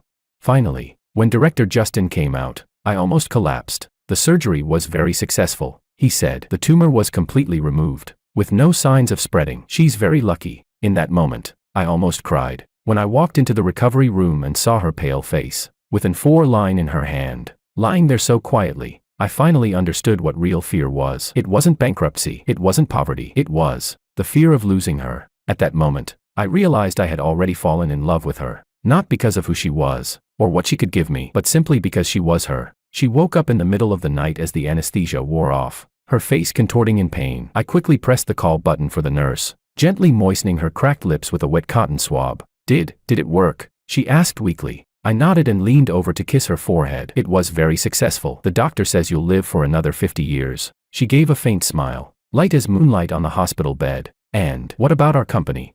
"Our company will wait for you to recover." I cupped her face, continuing, "Nothing else matters." She closed her eyes, but her hand tightened around mine, as if afraid that if she let go, I might disappear. I sat beside her, watching her breath steady slowly, and for the first time, I seriously thought about the weight of the word forever. Rainwater slowly traced down the window, the city lights blurring in front of me. I sat in a cafe across from Ito Corporation's building, holding a cup of now cold coffee, my gaze fixed on the lit window, Makoto Ito's private office. This was the 3rd consecutive day I had been observing him here. I had learned his routine. Every Wednesday night from 8 to 9, he was alone in the office, going through documents with only his bodyguard outside. This was the best opportunity one had. I glanced at my watch, 7:50. I took a deep breath, drank the bitter coffee in one go, grabbed the briefcase at my feet, and walked out into the light rain. The rain soaked my shoulders and crept under my collar, but I paid no attention to it. At exactly 8 o'clock, I entered the Ito Corporation building,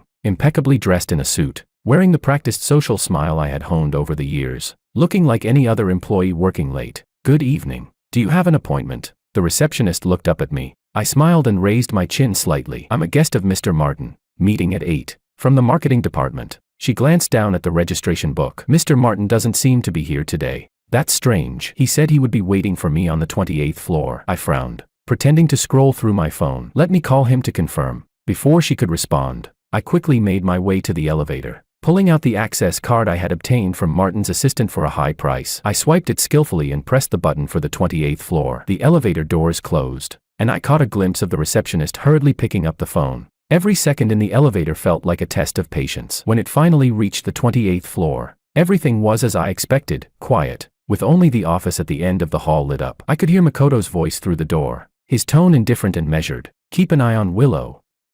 Yes, her new company must be taken down, no matter the cost. My fist clenched involuntarily. I crouched low and slipped into the nearby secretary room, hiding in the dark, the faint blue light from a computer screen the only source of illumination. I quietly closed the door behind me and took out the white gloves and small camera I had brought. 10 minutes, I whispered to myself. I knew that if he left the office, whether for the restroom or to meet someone, I would have 10 minutes. Just 10 minutes would be enough. Every second dragged on like an eternity. I could hear my heart pounding in my ears, my palms sweating, my back cold. Finally, 20 minutes later, the office door clicked open. Makoto left, his footsteps firm and steady, echoing down the hall. Without hesitation, I slipped into his office. The desk was a massive, custom-made redwood piece, imposing and elegant. I circled to the back, crouched down, and checked the drawers. Locked. As expected, no problem. I had planned for this moment. Years of mingling in the high society circles had taught me more than just how to drink and flatter people. I had learned more practical skills.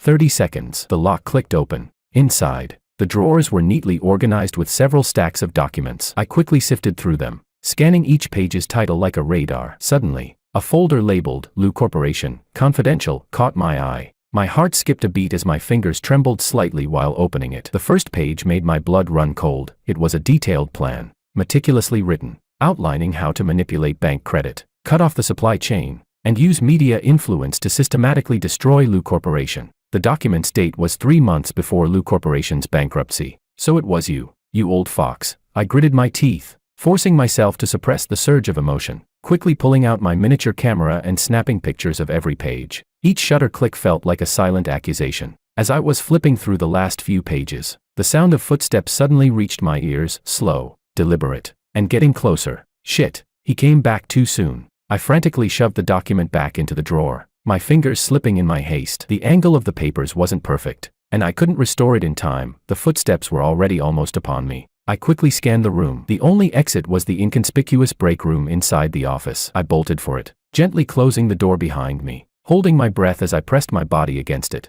Through the crack in the door, I saw Makoto enter the room, his face as calm as always. He walked to the desk, his brows furrowing slightly. Strange, he muttered to himself, his fingers running over the lock of the drawer. I'm sure I locked it. Every nerve in my body was on high alert. My heartbeat thundered in my chest, the blood rushing in my ears so loudly I could barely hear. He pulled out his phone. Security, check the 28th floor footage. Has anyone entered my office just now? I couldn't wait any longer. I shoved open the door, knocking over the chair beside him, and sprinted out. Makoto shouted, "Stop him." I bolted toward the elevator, smashing the button, but it didn't respond. The system was locked, damn it. Without thinking, I spun around and ran toward the fire escape. My footsteps thundered on the metal stairs, echoing loudly. I could already hear footsteps behind me. At least 3 people were chasing me. I ran desperately down the stairs, 13th floor, 12th floor.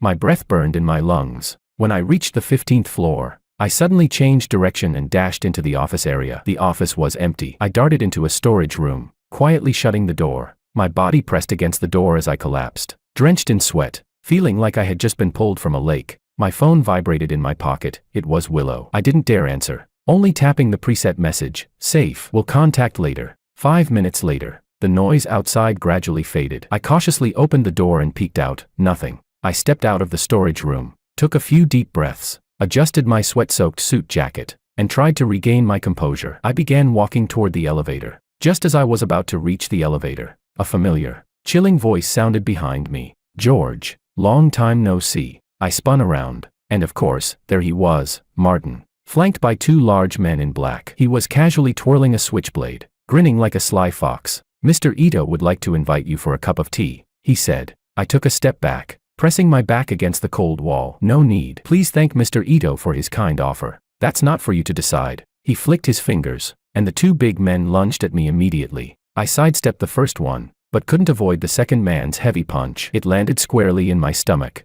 and the pain was enough to make me bend over. But my body had its own memory. The instincts honed years ago at clubbing and drinking sessions kicked in, and without hesitation, I threw an elbow into the second man's face. There was a satisfying crack. The sound of my elbow connecting with his jaw was almost more satisfying than the punch. "Damn, you can actually fight," Martin cursed, his playful tone now gone. He stepped in, ready to take charge himself. I was about to rush at him, but then I saw him pull out the spring-loaded knife, its cold gleam flashing in the dim light. My left arm went numb, followed by a rush of warmth as blood quickly began to slide down my sleeve. "Hand it over," he demanded, stepping closer, his voice cold and cruel. "Mr. Ito knows what you filmed." I gritted my teeth, forcing out a twisted smile. "What?" I'm just here to see an old friend. Nostalgia, you know.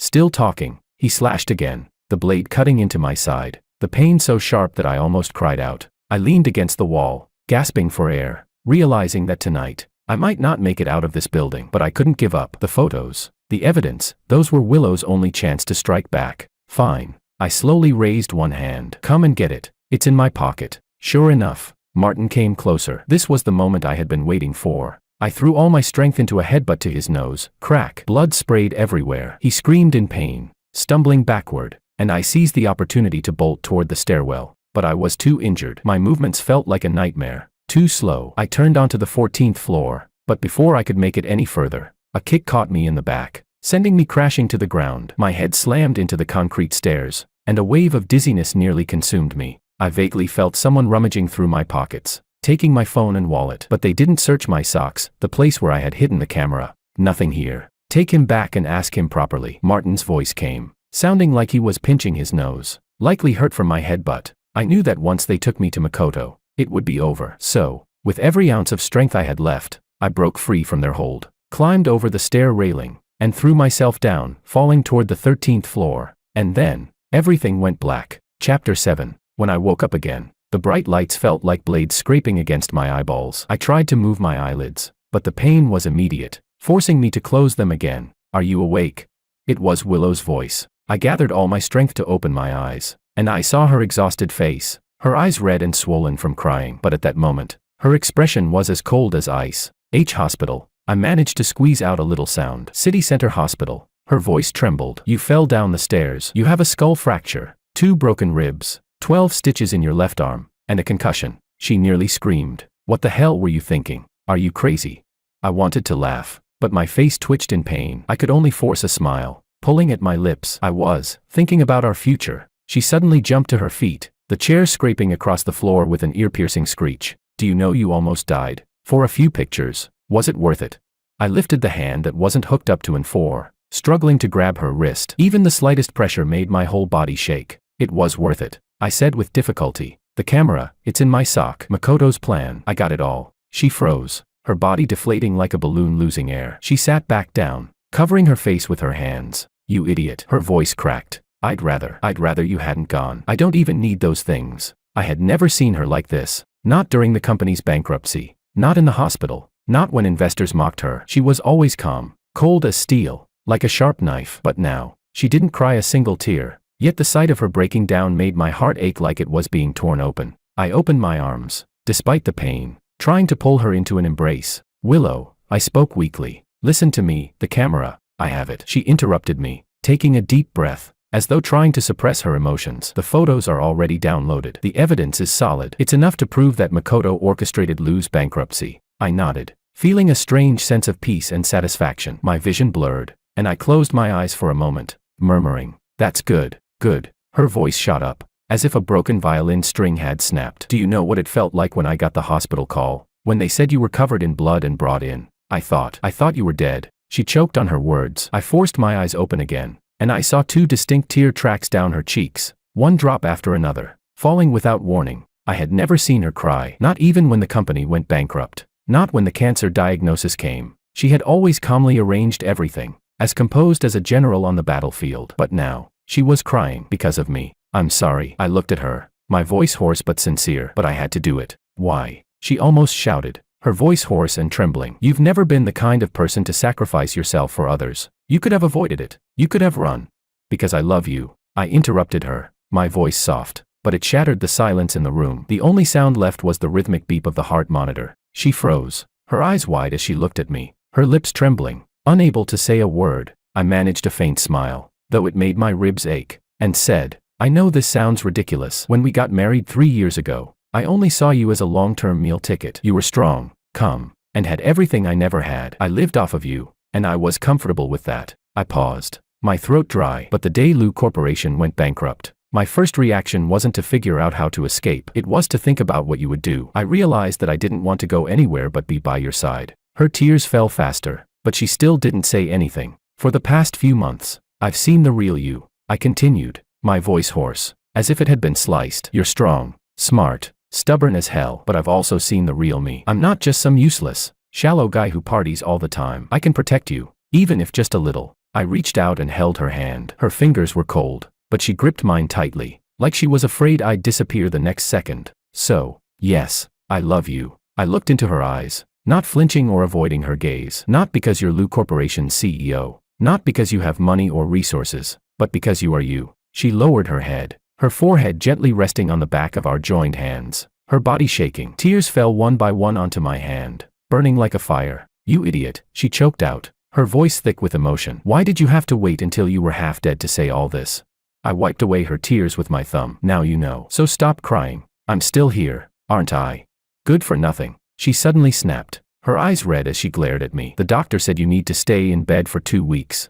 I grinned, despite the pain that made me wince. Well, then it's perfect. You can take care of me, just like I've been taking care of you. She finally smiled, laughing and crying at the same time, gently slapping me. Dream on. Before I could bask in my small victory, she suddenly grew serious again. But we can't slack off. Makoto won't let this go. He's probably figured out we're investigating him. I nodded, the pain washing over me in waves. I took a deep breath. We need to move faster. Can those photos send him to jail?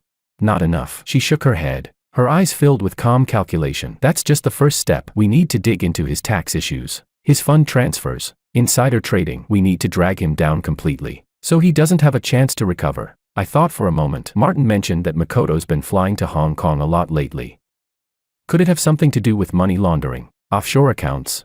Her eyes lit up. Very likely. I'll have people look into it. She stood up, bent down, and kissed my forehead. You rest and heal. I'll take care of the rest. I grabbed her hand, my tone serious. Be careful. He's desperate now, and a cornered animal is dangerous. She nodded, a flash of determination in her eyes. Don't worry. I'm not alone this time. I've contacted a few of my father's old friends, and some of the senior lawyers from Lou Corporation. Makoto's messed with the wrong people. As she left the room, I suddenly realized I wasn't just her burden anymore. I was truly someone standing beside her, fighting with her. I stared at the ceiling, feeling the sting of my wounds and the ache in my ribs, but my heart felt more at peace than it ever had before. I didn't know what the future held, but I knew this: starting today, I would fight for her, and never retreat. The rain had stopped outside. Under the evening sky, the whole city seemed to wake up in the glow of the lights. I knew that our battle had only just begun. Chapter 8. The day I was discharged, the sunlight was more blinding than any I remembered. I stood at the entrance of the hospital, squinting as I tried to adjust to the light. My left arm was still in a sling, and the few wounds on my ribs ached with every breath I took. Willow stood beside me, holding my luggage, her hand lightly resting on my back. The gesture was gentle, yet it made me feel like everything was steady again.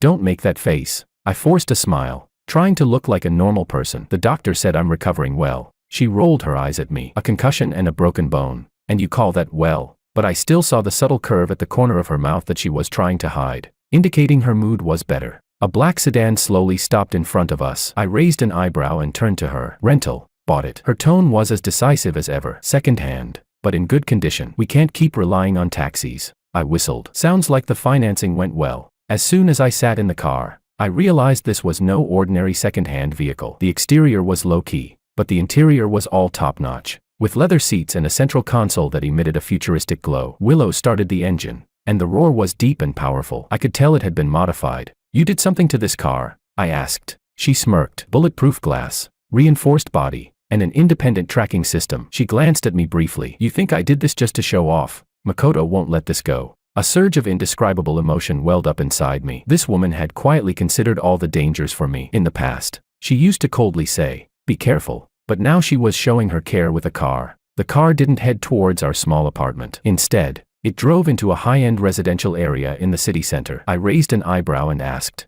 "Did we move?" "Temporarily rented. Good security," she said. "We'll decide where to go after everything's over." The new apartment was on the top floor, spacious, bright, with a panoramic view. I stood by the floor-to-ceiling windows, looking at the city, my emotions in turmoil. 3 months ago, we were living in that moldy old building, surviving on porridge, carrying debt, and supporting each other. Now, it wasn't quite a comeback, but I knew the battlefield that belonged to us had changed. "Do you like it?" she asked, walking over to me. I nodded, but my gaze fell on the pile of documents and her laptop on the coffee table. "Did you bring all this with you?" She nodded and her expression suddenly turned serious. "We need to talk." We sat down on the sofa together. She opened the laptop, and on the screen was a meticulously organized document listing Makoto's various illegal activities, manipulating stock prices, corporate fraud, Even money laundering. I stared at the words, unable to resist whistling. This is enough to send him to jail. That's the problem. She bit her lip and pulled up another document. Makoto isn't alone. Behind him is an entire network of interests, government officials,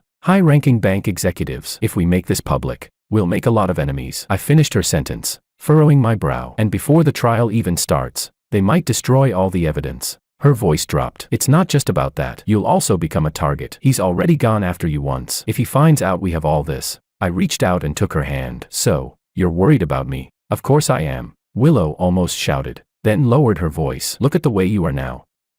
If next time it's not a broken bone, but, her voice faltered. I froze for a moment. The first time I truly saw tears glistening in her eyes. The woman who was decisive in business was now losing control because she was worried about me. Willow. I comforted her softly. I'm not afraid of danger. I'm just afraid I won't be able to help. She took a deep breath, trying to calm herself. I know, but we need to come up with a foolproof plan. I stayed silent for a moment. And then a thought flashed through my mind. My heart tightened. Maybe I need to contact someone. She looked up at me. Who? My father, I said. And even I found it hard to believe as the words left my mouth. Willow visibly froze. In our 3 years of marriage, I had almost never brought up my father on my own. She only knew that my relationship with him was terrible. Your father, isn't he a prosecutor? She asked tentatively. I nodded, a sardonic smile tugging at my lips. Luis. Deputy Chief Prosecutor of the Provincial Procuratorate. They call him iron-faced. Cold to everyone. I paused, my expression darkening. He's also been my #1 enemy for 20 years. Because of your mother? She asked softly. Partly. I walked to the window and looked out at the city lights blurred by night,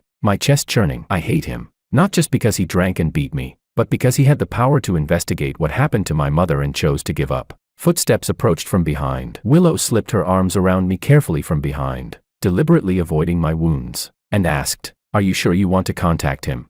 I turned and looked her in the eye. For you, I'm willing to try. His resources and connections in the justice system are vital to us. She looked at me with a complicated expression, weighing, hurting. In the end she only nodded. If you're ready, I support you. I took out my phone. My finger hovered over the number in my contacts for a long time. My heart drummed in my chest. At last I pressed call. When the line connected, my throat tightened. Hello. A low, stern voice came through. Dad, it's me. My voice trembled. There was a few seconds silence. George?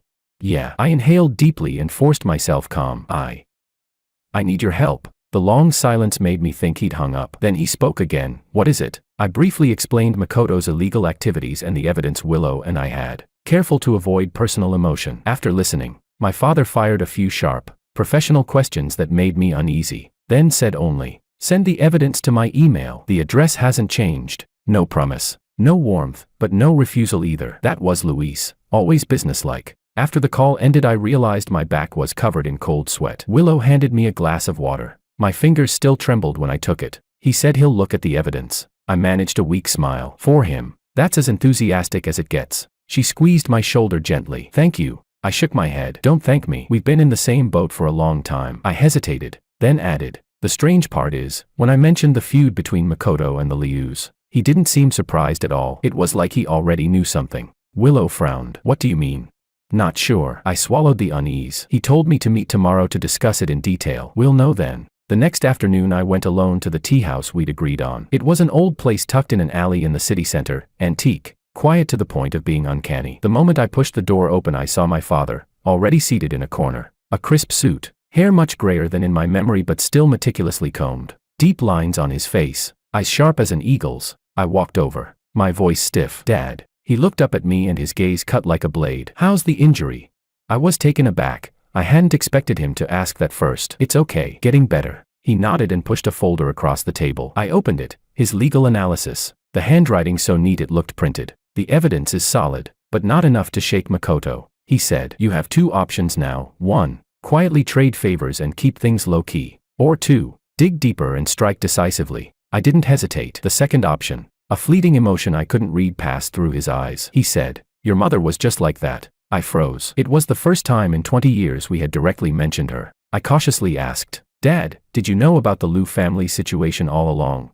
He fell silent for a few seconds before pulling out an old, yellowed file from his bag. I handled a case 25 years ago. You'll understand when you read this. I opened it and froze when I saw the first page. Victim, Pablo Liu. Suspect, Makoto. It was the file for an attempted murder case. Willow never mentioned this, I murmured. She probably doesn't know, he sighed. At the time, the evidence was insufficient, and I was powerless. I kept flipping through the pages until I came across a familiar name, Sandra, Willow's mother. She was the only witness, yet she mysteriously passed away just before testifying. I whispered, "Stomach cancer." My father asked without expression. "Quite a coincidence, isn't it?"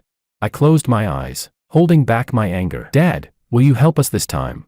He nodded. "I'll assist you legally, but catching Makoto, that's up to you." When I left the tea house, my mind was a whirlwind. He had been more cooperative than I expected, and it made me see a glimpse of the justice he once had. But as soon as I got home, I noticed a slip of paper wedged under the door. 8 p.m. Violet Hotel. Room 2808. Come alone. Maria. Maria. I frowned. We had cut ties months ago. Her sudden reappearance meant something was off. I handed the note and case files to Willow. As she examined the documents, her face grew paler. So the grudge between us runs deeper than I thought. I wrapped my arm around her shoulder. "We'll make him pay for it." She nodded and glanced at the note. "Are you going to meet Maria?"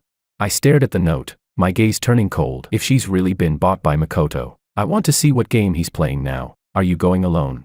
A sharp glint flashed in my eyes as I answered without hesitation. "Of course not. We're going together." At 7:50 p.m., Willow and I arrived at the Violet Hotel ahead of schedule. Following my father's advice, we had booked a room directly opposite room 2808, just in case of a setup. I entered 2808 alone, while Willow stayed in the room across the hall, monitoring everything with preset micro cameras. The moment I opened the door, Maria was already waiting inside. She wore a revealing red dress, her makeup so heavy it was almost blinding. As soon as she saw me, she plastered on an exaggerated smile. "Young Master Wong, long time no see." I stood at the door, unmoving, and said bluntly, "What's this about?" "So cold," she pouted, taking a few steps closer with a playful gait. "I heard you've been having a rough time lately. Makoto's been making your life miserable, hasn't he?" My gaze turned icy. "Did he send you here?" Her expression stiffened for a moment, but then she regained her flirtatious demeanor. "I'm just concerned about you." "What's so great about Willow? She can't do anything except work. Now her company is." "Shut up," I interrupted coldly, my voice dripping with contempt. "Is that what you're here for? To sow discord? I'm not interested." "Wait." She became anxious, pulling out a manila envelope from her bag and handing it to me. "Take a look at this first." I took it and opened it. Sure enough, it was a stack of photos, intimate pictures of me with her, even some taken in bed. My expression darkened instantly. "What's the meaning of this?" "Makoto told me to give these to Willow." Her voice finally trembled with tension. "But I think we can work together as long as you agree to one thing." I sneered. "Did he threaten you?" She instinctively tightened her fingers. "He has leverage over me. If Willow sees these photos, it's over for you both." So, you want to blackmail me with these photos?" I took a step closer, lowering my voice. "Maria, you don't know me, and you certainly don't know Willow." I pulled out my phone and dialed Willow's number. "Dear, you can come in now." 1 minute later, the door opened, and Willow walked in. Maria's face went pale, and she took several steps back. You knew all along." Willow didn't even glance at her. She walked to my side, a smile in her eyes. "The photos are pretty good, but the angle's off." I laughed and pulled her waist close. "I think so too." Maria stood frozen in place, disbelief etched all over her face. "You don't mind these?" "What should I mind?" Willow raised an eyebrow. "My husband's past, or Makoto's petty tricks?" I tossed the stack of photos back at her. "Go back and tell Makoto if he's got the guts. He should come here himself. Stop hiding behind women and playing these cheap tricks." Her face flushed bright red. Eventually, she broke down, crying, "You have no idea, he'll ruin me. I owe him so much money." Willow and I exchanged a glance. I sighed and pulled a business card from my wallet, handing it to her. "This is my father's contact information. He's the deputy chief prosecutor. If you cooperate and testify, he can help you out." Her hands were trembling, but there was a spark of hope in her eyes. Is this for real?"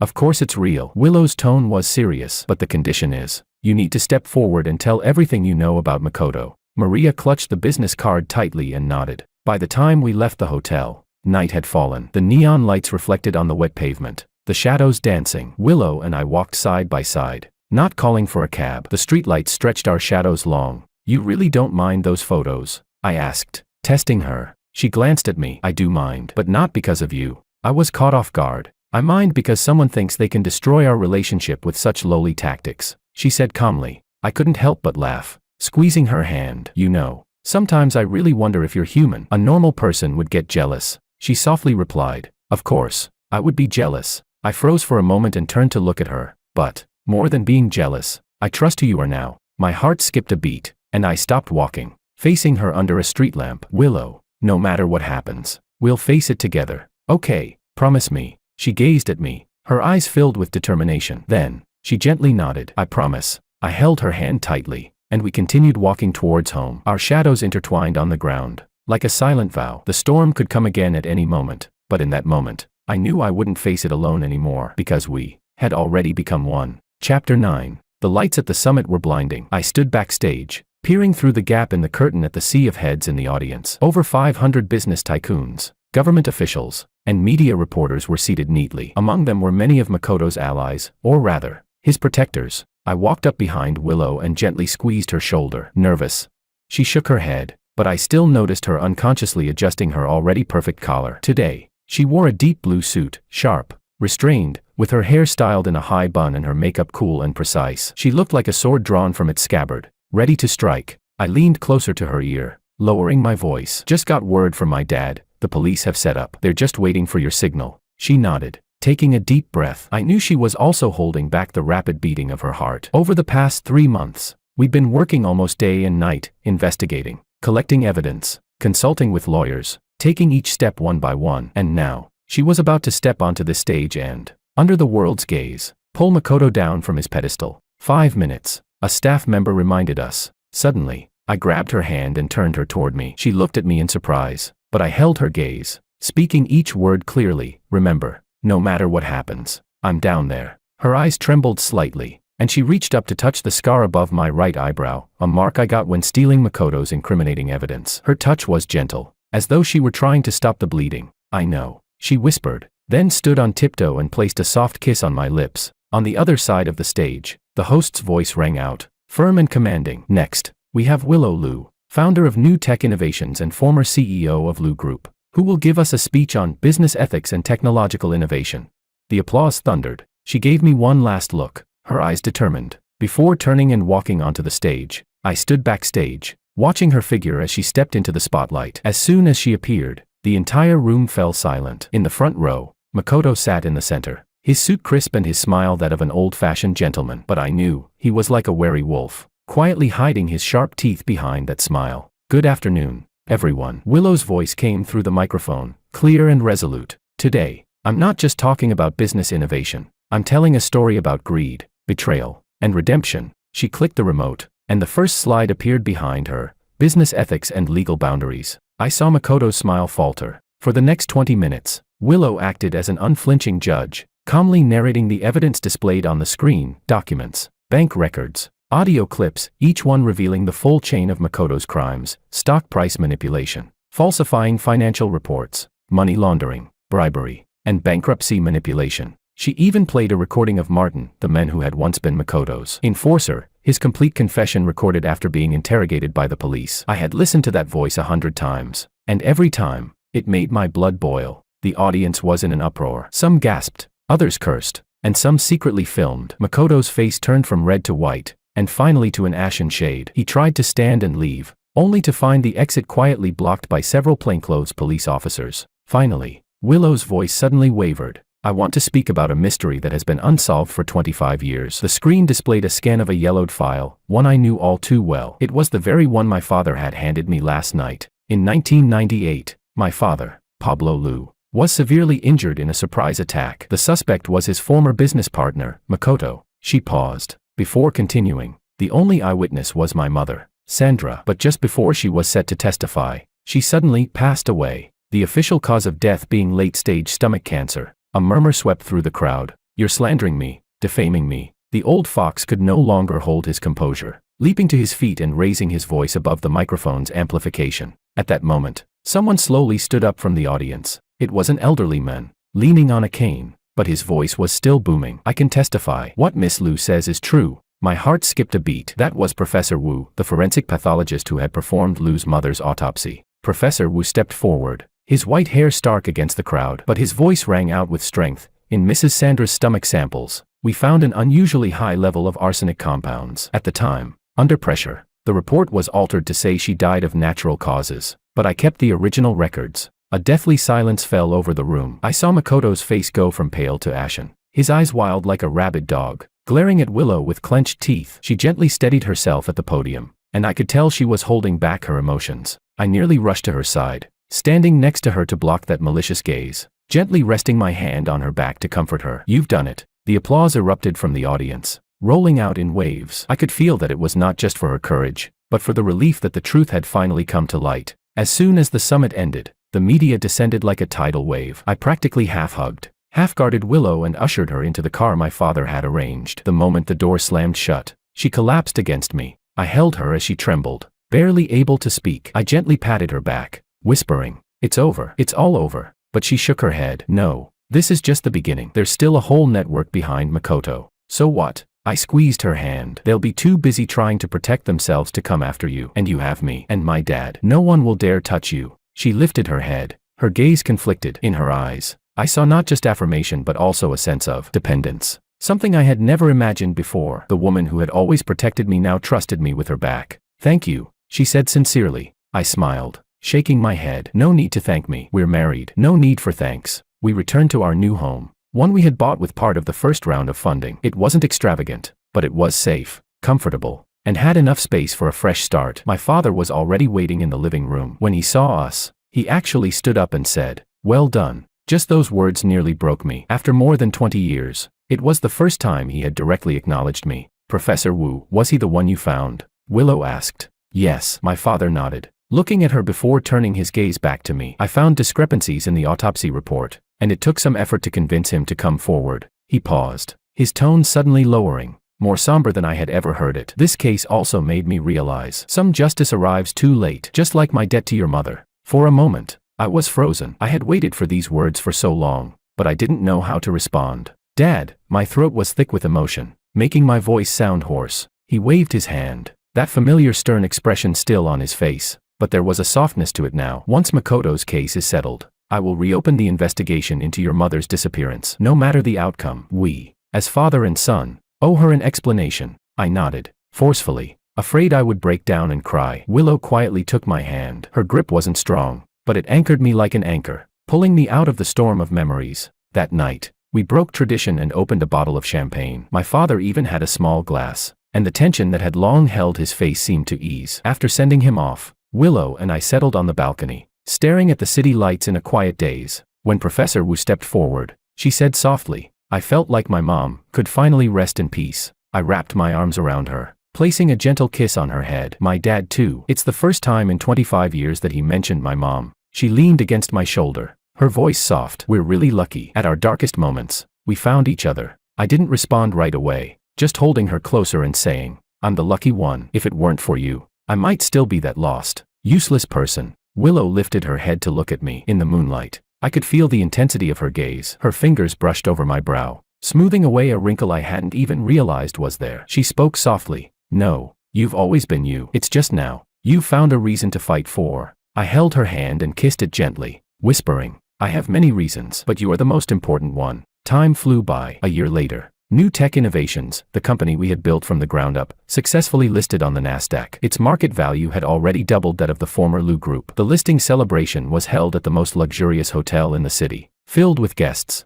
fine wine, and clinking glasses. I wore a well-tailored deep blue suit, circulating among the familiar faces and new power players. And she, Willow, was stunning in a wine-red gown, confidently and gracefully standing under the spotlight, engaging with the guests. She was like the core source of light at this grand event, and I couldn't tear my eyes away from her. "Now, let's welcome the CEO of New Tech Innovations, Ms. Willow Lu, to give a speech." The host's voice broke my thoughts. She stepped onto the stage, the spotlight shining on her like a halo. I raised my glass to her, and she saw me, smiling back. In that moment, I felt like she was the only one in the room worth watching. "Thank you all for being here today," she began, her voice clear and steady, like a sword cutting through the air. "The success of New Tech Innovations would not be possible without the effort of our team and your support. But today, I'd like to give special thanks to one person." I froze. "My husband, George." Her voice resonated across the room. In that instant, I was taken aback, my heart pounding faster. She continued, "At my darkest moments, he taught me that business success is not everything in life. When I was on the brink of giving up,